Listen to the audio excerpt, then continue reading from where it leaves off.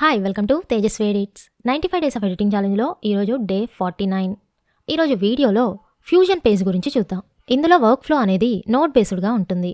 ఇంకా 2D 3D యానిమేషన్స్ని కూడా create చేయొచ్చు. అండ్ ఇందులో ఆప్షన్స్ విషయానికి వస్తే ఫస్ట్ వన్ వచ్చేసి image based notes, next colour correction notes, transition notes, mask notes, particle notes and 3D notes.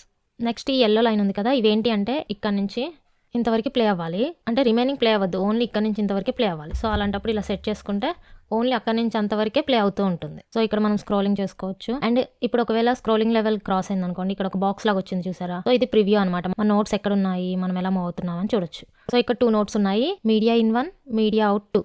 So ఈ ఇన్ పాయింట్ ఎక్కడి నుంచి వచ్చింది అంటే ఎడిట్ పేజ్లోంచి మనకి ఇన్ పాయింట్ అనేది వచ్చింది. దెన్ అవుట్పుట్ నోడ్, మనం ఇప్పుడు ఏదైనా ఎడిట్స్ చేస్తే ఇన్పుట్ నోడ్కి అవుట్పుట్ నోడ్కి మిడిల్లోనే చేస్తాం.